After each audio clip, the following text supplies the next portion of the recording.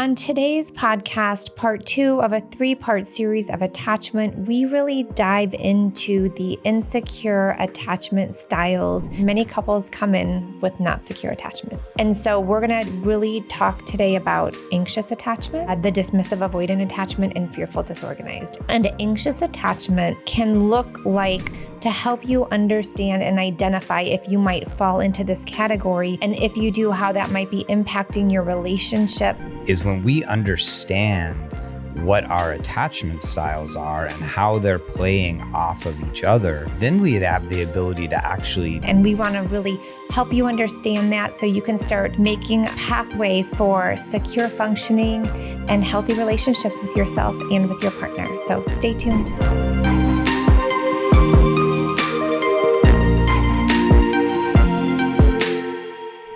Hello all, and welcome to the Relationship Renovation Podcast. I'm Tarah Kerwin. And my name is EJ Kerwin. And today we're going into part 2 of a 3-part series on attachment, attachment theory, attachment styles. If you didn't catch last episode, you might want to go back, because we really sort of lay the foundation for what we're going to talk about. In that episode, we talk about, just what attachment theory is. We talk about what secure attachment is and what we're sort of aiming for here and what we're trying to help couples get to. And then we lay out the 3 separate attachment styles. And our goal with this 3-part series is just our goal in general is we want to help couples suffer less, to understand each other better, to have more compassion for themselves and each other, and really understanding attachment and the way we attach with others is such a huge component. Yeah. And so this is why, we have notes because there's so much here, and I could probably spend 10 hours talking about attachment. But I wanted to say something before we kind of get into it. All right. Because if you've been listening to our podcast, I would say the last few ones, other than the attachment, I've been kind of sad, disconnected, hormonal, not sleeping great. It's definitely shown up in our podcast with my ugly cries. If you watch it on YouTube, I'm really sorry. There's ugly cries, but I'm proud of it because I accept who I am. So I really needed to the sleep thing was so horrible for me because I just do not function. And I think I had 10 days in a row where I was only sleeping 2 hours. So of course, I'm drastic, and I'm just going to start doing the Whole30. And it was it cuts out almost everything except for fruits, vegetables, water. It's, I don't know. It's just it's very, meat, and they're good proteins as well. Yeah. But it's very not rigid, but black and white. And I needed that to be able to I've got to figure out what is not making me sleep. Is it sugar? Is it dairy? Is it gluten? Is it whatever? And I thought maybe nothing. I'm on day 11, by the way. So I'm with you. Tune in I'm on day 11 as well. But I have to say, and I swear we are not getting paid by Whole30 people or anything. I have never slept better in my entire life. I've never had such mood, consistency, and stability in a really long time. And I don't quite know what it is, because after the Whole30, you're supposed to reintroduce all this stuff, and I'm almost scared to. But I want to, because I really miss whipped cream in my coffee. I'll miss a little sugar, but I just want to say, I don't know, I'll keep you guys posted, but these 11 days, the sleep and just how good I feel, it feels pretty amazing. And do I miss my Diet Cokes and popcorn? Absolutely. But it's for sure a really huge reboot for me. And my body's just feeling really in tuned, in sync. So if you cut hormone or sleep issues, I would say give Whole30 a shot. Yeah. And then let us know what's happening. They say day 11 is the worst, but I'm actually really thriving in day 11. So I definitely just feel more clear-headed. I would say it's been nice as far as that for me. Yeah, right. And just men just don't have the hormones that women do. Not that I'm saying you don't have them, but I'm just saying that time of the month, I'm going to be really curious. It's supposed to happen in a few days. I'll let you know my experience from the outside. We'll do a follow-up from hormonemies. Okay. All right. Let's just get into the attachment style. So if you did tune in to that first one, we identified 4: secure attachment, anxious attachment, dismissive avoidant attachment, and fearful disorganized attachment. Secure attachment, of course, is the goal that we try to help couples in and ourselves. However, many couples come in with not secure attachment. And so we're going to really talk today about anxious attachment, the dismissive avoidant attachment, and fearful disorganized. And so I feel like let's just kind of start with anxious. That is my dominant style too. And anxious attachment can look like a lot of you're needing a lot of validation, right? I'm going to kind of define what it is. It's an attachment that involves a strong need for validation. There's a fear of abandonment. Individuals with anxious attachments may experience emotional highs and lows, jealousy, intense sexual attraction. Conflict can be very distressing for them because it triggers fear that they might lose their partner. And you'll see a lot of people who are anxiously attached have codependency, poor boundaries, and just high levels of insecurity and a poor sense of self. I mean, one defining factor, I think, sometimes for anxious attached individuals as well, in the context of couples counseling, is they're often the one who's like, there's something wrong in our relationship. Mm-hmm. You know, they're the ones who are going to first identify, become anxious about any disruption within their relationship, you know. Well, yeah. And they're the ones that get everyone into couples counseling. So thank you, anxiously attached individuals. It feels so uncomfortable, right? That constant need of validation or feeling like it's going to go away. And all insecure attachments create a lot of suffering in very different ways. But what we want to kind of do here is define it. So we just defined what anxious attachment is. And then I want to look at how it presents itself in childhood, right? Which then carries on through into our adult intimate relationships. How it presents in childhood or how it's formed in childhood? Help me understand that. It's actually kind of both. Kind of both. So thank you for clarifying. Yeah. But so it's formed through inconsistent parenting patterns, right?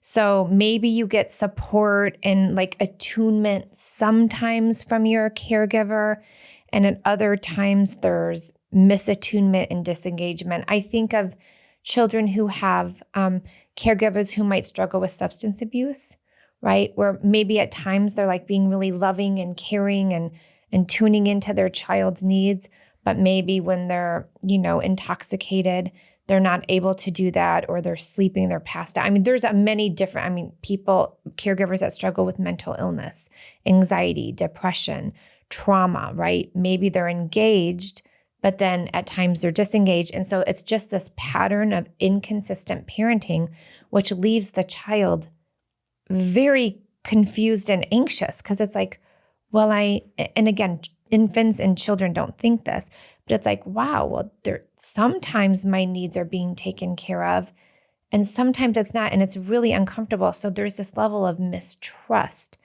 that happens. And so there's these mixed signals with parents' behaviors, and they feel confusing. And the biggest thing is it's hard for the child to predict future behavior, right? Which causes the child distress, and it's hard to make sense of. So again, it's hard to trust. You don't know if this time when you're hungry, will your parent come and feed you or will they not, right? So that starts to create that, right, kind of future thinking level of anxiety and mistrust. Yeah, I mean, I think that the inconsistency in care is it really nails it right there. Is that a child, what we want the feedback loop to be is I have a need, somebody notices it, they come in and they meet it, or they at least address it and let me know that my need is being recognized. And in anxious attachment, it's completely inconsistent. And that can be like Tarah's talking about in one individual parent, sort of sometimes there, sometimes not there, or some gradient between the two. It can also be two parents who are really different, that there's one that's like highly attuned, and then there's one who's not as well. And especially that in younger age, when we can't make any sense of it. I mean, that's when it's most impactful upon an individual, is when they're very young and they have no cognitive ability to understand why their needs are being inconsistently met. It's our first form of attachment. So yes, like the learning piece of it is huge for our nervous system development. There's also another piece with anxious attachment of, it's called the emotional hunger of a caregiver. So maybe a caregiver's like that need for closeness and like love from their child is way more important than the child's needs. And so that feels suffocating. And there's total misattunement there, because it's all about the caregiver's hunger, emotional hunger for their own needs to be met through their children, and usually the caregiver themselves has an anxious attachment style. They're not doing this because like, I'm going to just make my child have an anxious attachment style one day. They most likely have their own anxious attachment, which then gets thrown onto, unfortunately, that infant. And early separation from caregivers can also provide anxious attachments, right? Because like you had that closeness, and then, right, whether it's a death, whether it's separation or divorce, and something happens that can also create anxious attachments. Childhood behaviors, separation anxiety, poor emotion regulation, highly reactive. Maybe they want to constantly be close to their parents. Maybe it's that child who goes to school screaming like, please don't leave me here, right? Not always is it a sign of anxious attachment, but these are definitely researched behaviors on what an anxious attachment might look like in child. And then the child grows up, this is important, right? Because of the mistrust and because of the inconsistent parenting, the child grows up believing that their needs are only important to others when it's convenient. And we see that show up a lot in our couples, and they start to feel resentful, and I'm just being used and you're taking me for granted. That's usually a sign of an anxious attachment, because, oh, my needs are only important when it's convenient for you. And you must be a narcissist. I mean, we've heard it all. Yeah. So that is, in a nutshell, like what anxious attachment looks like in childhood, how it's developed. Again, we could probably sit here for hours talking about all the different ways, a child, can perceive this, right? But again, in a nutshell, it's like mistrust in the ability to not predict future behaviors and thinking that your needs aren't as important as anybody else. All right. And then so that's how it plays out in childhood. How does it then show up in relationship, in adult relationship? Oh, well, it shows up in many ways. And we should have a panel of all of our therapists in here, like each give a case example. But signs of anxious attachment in adult relationships are like that partner who's anxiously attached is super aware and attuned to their partner's needs. Like, I will do everything for you. Do you need this? Did you bring your orange in your lunch today? Are you right? They're just like highly attuned and sensitive to their partner's needs. They for sure prioritize their partner's needs over their own, right? Like, oh, it's so funny because again, this is my primary attachment. Like, and I didn't even realize I was doing this until, I'm always doing the work. Like, I would always fold my laundry last and put it away last if it even needed, but I would make sure that everybody else's laundry was put away first and mine wasn't important. It's so silly, but like it totally reflects my anxious attachment. Cause like and I would be the last person to eat, right? Other people's needs are more important than mine. Or laundry. Until it gets to a point where that becomes intolerable. And then there's this sort of like feedback, snapback of like, enough, I can't handle this. I have needs. So continuing on what it looks like if you are an anxious partner in adult relationship. And again, most likely your partner is a totally different attachment type. You might both be anxiously attached. Love and affection are given conditionally because that's what happened for you. So if you please me or if you take me on a date, then I'm going to like love you back. But there's not this like unconditional, flowing, spontaneous acts of love or affection. There's the seeking validation and insurance. This is a big one, that you are loved, worthy, and good enough. It's constant like, are you sure you love me? You do love me? Like, do I look okay today? It's a constant seeking of validation that you are valued, that you are okay, that you are worthy.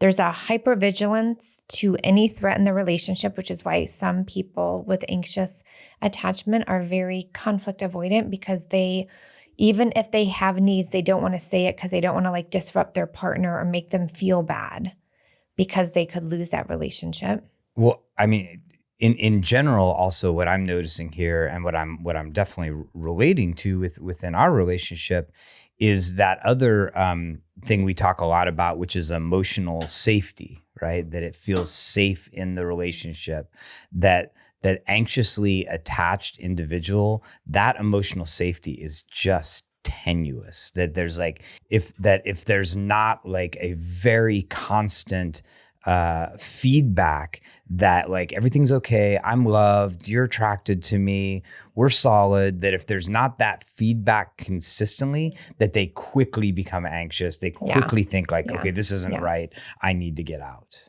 So yes, and I've got a great example too of like our own like early relationship piece. But before going into that, I just want to give a few more examples.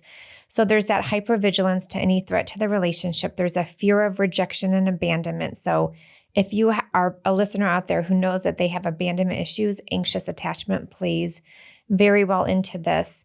There's jealousy and suspicion of partner's action, right? That's the trust issues because you grew up mistrusting that your needs would be taken care of consistently. Clinginess, poor sense of boundaries, difficult expressing intense emotions because of that lack of emotion regulation, feelings of unworthiness, excessive anxiety and worry. It's a lot, right? But if I'm feeling kind of anxious just hearing about it. My avoidance style is very anxious hearing all about. Yes, we'll get into avoidance. The anxious. Yeah. So, I mean, you can see this is just like someone who is anxiously attached, like just the feeling of it, like I have a pit in my stomach, like there's just this constant need for external validation that you're okay. And so one of the things that we help couples with is like, listen, regardless of if your partner is providing validation or not, you have to start to be securely attached to yourself. Like even if your partner doesn't text you back, like I'm safe in this moment. I am okay. Like we really truly help the individual. I always say our couples counseling is like couples counseling for the sake of the individual, for both of them together to be their best selves, and to not get the partner to reinforce like that validation, right? We have to psychoeducation, like when you're saying, oh my gosh, do I look okay? Instead of like, yeah, babe, you look great all the time. Like that's only reinforcing the anxious attachment. It's like, help me understand what's going on for you that you just asked me that question, right? And I think it's important, like as you listen to all of this, that as Tarah was sort of, there's so much information we're trying to get across to you. Right. And that as she's like listing all of these things off, it almost feels like, well, if it's not to this extreme level, or if it's not highly anxious, then maybe I'm not anxiously attached. But as you listen to this and you're thinking about it about yourself or your partner, you also want to be looking at like, hey, are there just like tinges of this? Like do I get just like, uncomfortable when I'm not getting that validation, or when my partner is, really into something at work and they're not as attuned to me for a few days or a week. Do I just sort of tighten up, that it's not always like a super heightened state. It can be like sort of like an underlying just discomfort, but over time, and that's what we see, is we see couples who come into therapy where this problem has existed for 5 years, 10 years, 20 years, that cumulatively it creates an insecurely attached relationship. Yes. And as I was, before we kind of move into the, the next dismissive avoidant attachment style, there was this quote or statement that I got from the internet when I was doing my research for the training, and I just loved it because it says this: in many ways, relationships are both the poison and the cure for someone with an anxious attachment style. From the poison perspective, the anxious attached partner deeply fears being rejected or abandoned. This fear leads them to act hypervigilant towards any potential threat to the relationship and constantly require validation and confirmation that their partner loves them. On the other hand, being in the company of their loved one makes someone with an anxious attachment style feel comforted and soothed, which is the cure. So it's like really hard to get out of this because it's working in both directions. And I will say, like, right, being a therapist for over 20 years and identifying abandonment issues, I never quite linked abandonment issues with anxious attachment. But now it's, right, they go hand in hand, because I remember when you and I first started dating, and I remember the very first date, I think we were with your parents, I don't remember, but I was like, I'm just high maintenance emotionally. I don't think I took you out with my parents on our first date. Well, it was like in the first 2 weeks. Here we go. We worked through those. I'm sure you've heard podcasts on that. But I said, I'm high maintenance emotionally, right? Because I knew I had abandonment stuff and I knew I was anxiously attached. And though I'm always working on myself, like this was a new relationship, right? I hadn't built a secure, functioning relationship with anyone else prior. So I was letting you know going in, and you're a therapist, like, I'm just letting you know, like, high maintenance emotionally means anxiously attached, which I didn't quite say that. And what happened was I would text you a lot and you would never text me back. And I would feel like super insecure and I knew what was playing out. And I told you, I was like, I've got to let you know, when you don't text me back, like, it freaking triggers. Like, that's the thing. Whether you and I have a secure, functioning relationship right now, I will always have triggers because of my attachment early on with caregivers who are really unhealthy. Yeah. I'm aware of them, right? I try to do the work in the moment when I'm triggered by them. That doesn't ever mean it will go away, but I can now let you know what happens. And then you're really good at not like soothing the insecure piece, but like listening and being receptive, because I'm taking accountability for my own stuff. I mean, that's the beauty of understanding this. And as we're about to move into dismissive avoidant, is when we understand what our attachment styles are and how they're playing off of each other, then we have the ability to actually take mindful action, to be aware of when I am avoidant, for you to be aware of when you're anxious and how those two things are triggering each other. You know, that having this information, it's not the end all be all solution, but it's the beginning of making mindful choices that are going to shift the way you and your partner relate to one another. And one thing I will say, when I have worked with a couple where one is anxiously attached, the other partner feels like powerless and I don't even know what to do anymore. Nothing I do is okay. And they just feel overwhelmed too. So, right, that's kind of the outcome of it. And I mean, I think that's a great segue to move into the dismissive avoidant, yes, because of the fact that very often, like our case, an anxious ambivalent individual ends up with a dismissive avoidant individual. It's such the perfect storm. Okay, so I'm just going to give some characteristics of avoidant dismissive attachment. Avoidant attachment is characterized by a sense of independence, personal independence. Freedom is more important than partnership. Happy, easygoing, social, high self-esteem, charismatic. They might have trouble showing or feeling their emotions. Discomfort with physical closeness and touch. I'm just thinking of like a couple we had in yesterday. Sorry. Accusing their partners of being too clingy or overly attached, right? A lot of blame here. Like, it's not me, honey, it is you. Not relying on their partner during times of stress and not letting their partner rely on them. I got this. I don't need anybody. I don't need anything. I'm totally good. They seem calm and cool in typically high emotion situations, and they have a belief that they truly don't need emotional intimacy. Yeah. I mean, what I see is just a lot of people who have become very, very independent. a lot and of times successful. A lot of times usually. successful. Yeah. I mean, because they've met their own, and we're going to get into this in the childhood side of it, is they met their own needs very early on.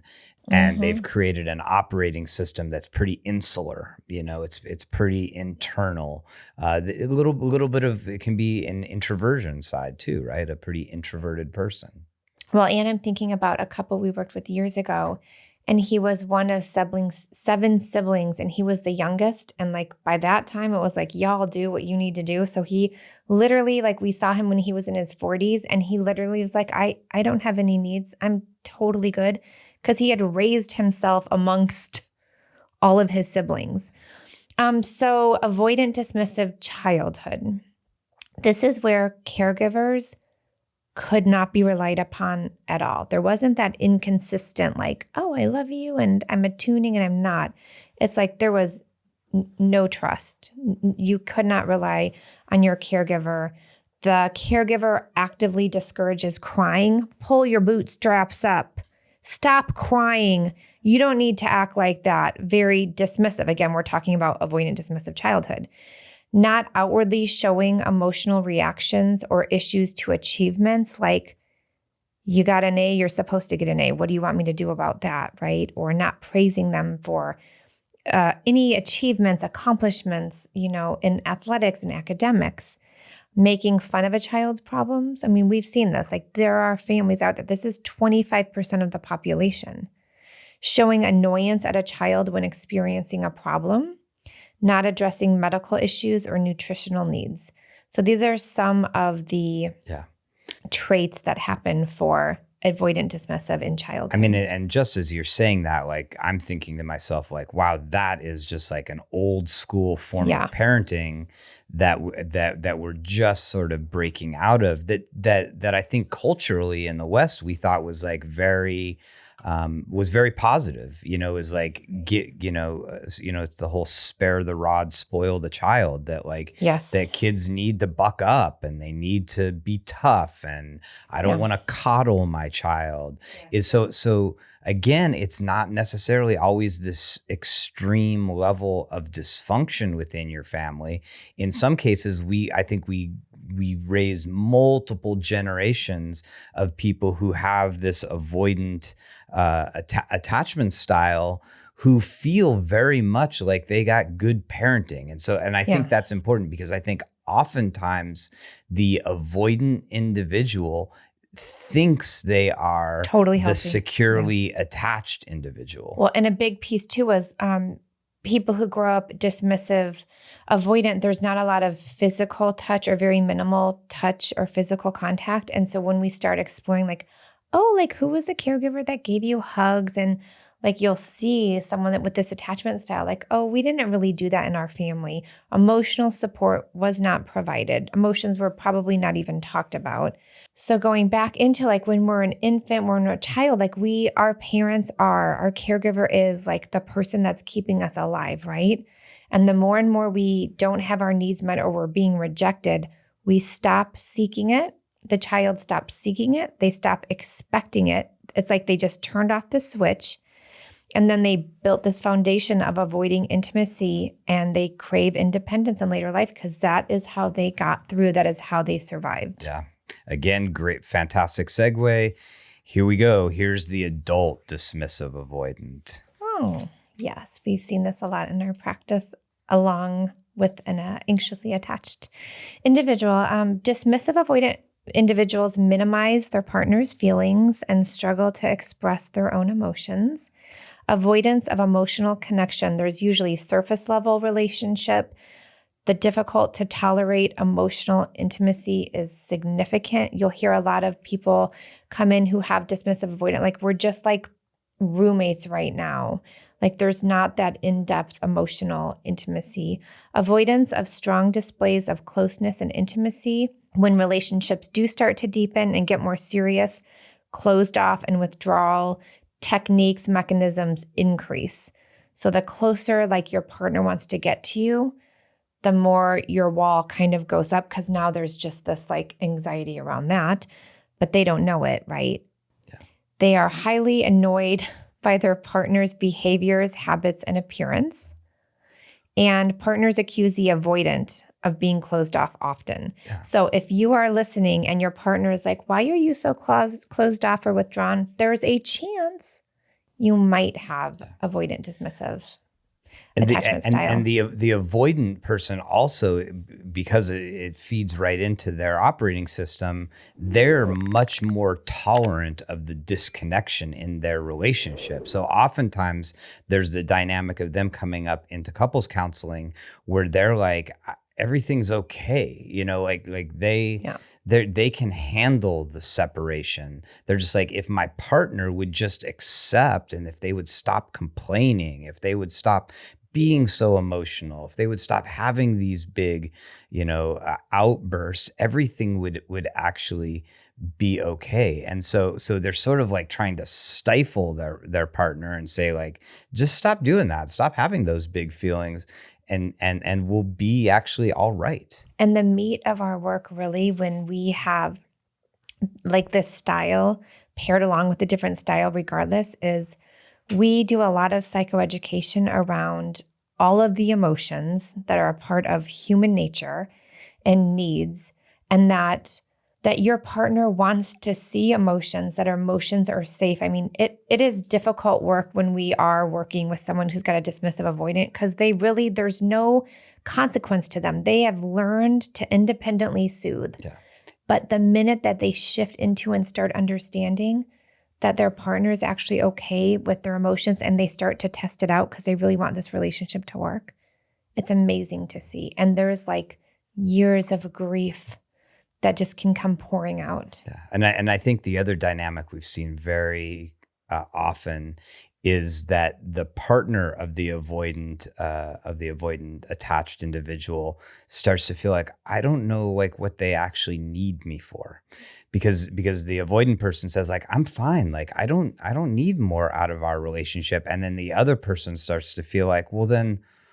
And they feel crazy. What the heck am I here for? I'm crazy. And so a part of the healing, and we'll get there eventually, is if the avoidant person actually starts to recognize they have needs, let their partner know, their partner feels more attached to them because they're like, I actually have a purpose in this relationship. Yeah. So I mean, I feel like we got one more we got to get into. So that was 25% of the population. This next one, fearful avoidant or disorganized attachment. It's, low 5% of the population experiences this.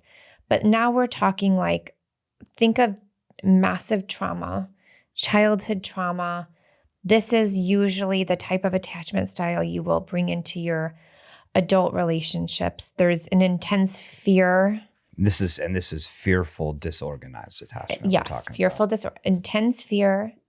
They're undeserving of love and connection, lack of self-soothing. The world feels very scary and unsafe.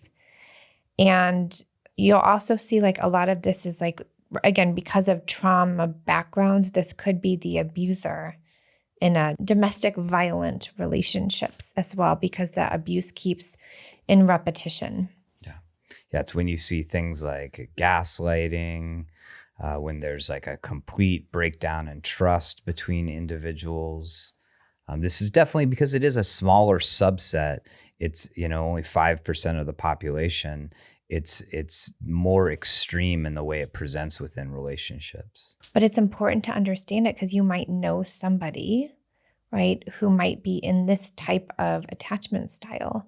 And so I'm going to kind of go into how that childhood looks. It's usually for sure shaped by abuse, neglect, or trauma. The primary caregiver might be dealing with unresolved trauma themselves. So where the parent acted as both a source of fear and comfort, triggering confusion and disorientation. Again, I love you, now I'm hitting you. I love you, now I'm right. You're scared of your life. I'm raging.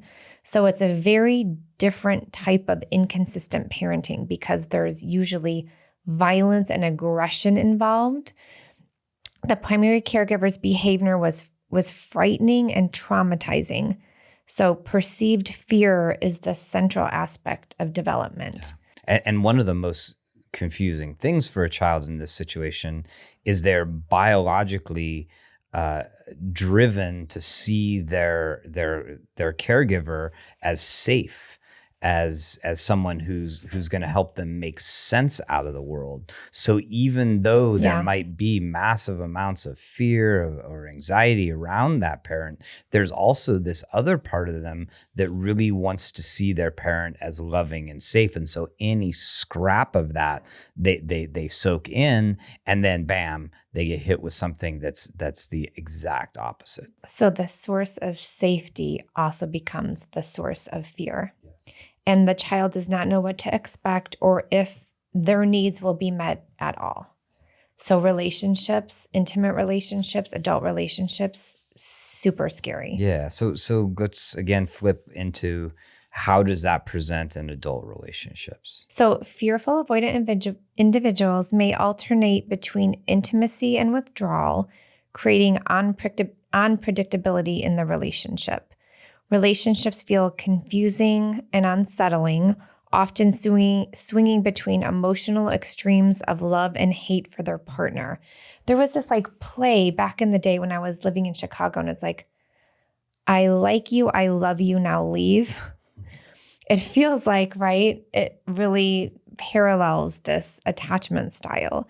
It can look like insensitive, selfish, controlling, untrusting, which can lead to explosive or even abusive behaviors. It can also lead to self-harming behaviors as well.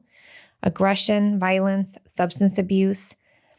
It's important to note that people that have disorganized, fearful attachment, they crave security and safety, but they're terrified of getting hurt. And also, someone with this type of attachment style is very limited in their accountability for actions. I mean, the sad part about this is just it's an individual who is suffering immensely, and their own suffering sort of reverberates out to especially the people that are closest to them. Well, because it's the intense fear. If I get too close to the person that's closest to me will hurt me. Yeah. And so there is a fear of intimacy and they avoid proximity. I do want to say this because this question came up in our staffing when I was doing the training. The main difference between avoidant dismissive is that disorganized, fearful attachment styles, they want relationships. Dismissive avoidant feels like, I'm good. I don't need it. It's cool if I have it. But so there's a craving for it from someone who's fearful, disorganized, but there's just the terror that comes along with it. They don't necessarily reject emotional intimacy, but they're afraid of it. They view their partner as unpredictable, a lot of self-sabotaging to end the relationship prematurely. And then usually there's a self-fulfilling prophecy when an individual chooses partners that induce fear. So they confirm the perception that they can't trust others. So someone with this attachment style will usually look for someone who is abusive. So it can confirm that they can't trust.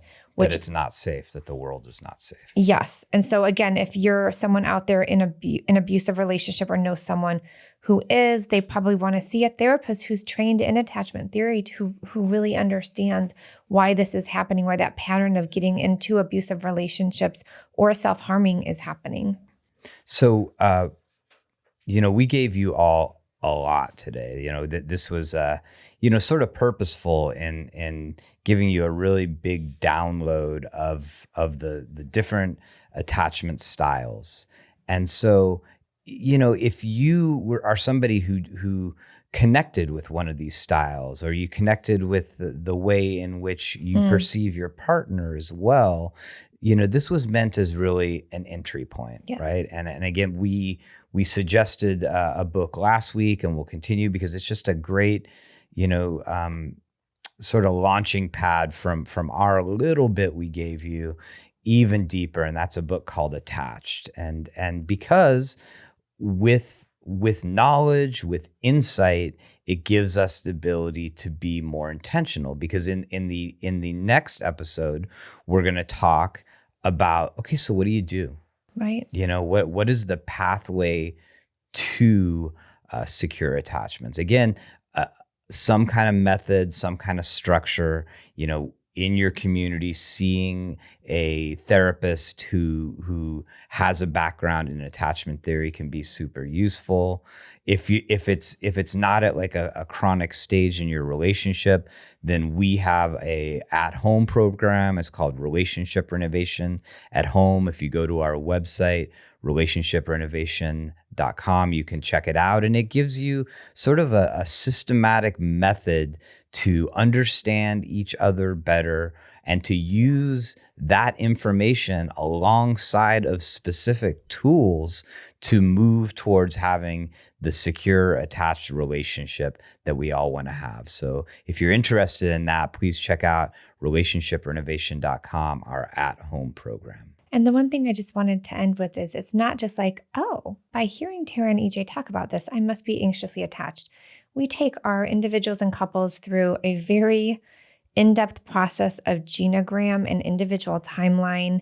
We ask a ton of questions, whether it's at home or in office, around what was it like for you growing up as a child. And we really get in there. We really understand what your nervous system and how you regulate emotions, how you learned that behavior and how you attached early on.